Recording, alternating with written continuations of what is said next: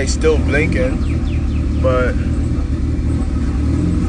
if you guys look, one of these spark plugs is not supposed to be like that. Like, let me show you guys what else I found. This car is misfiring like crazy.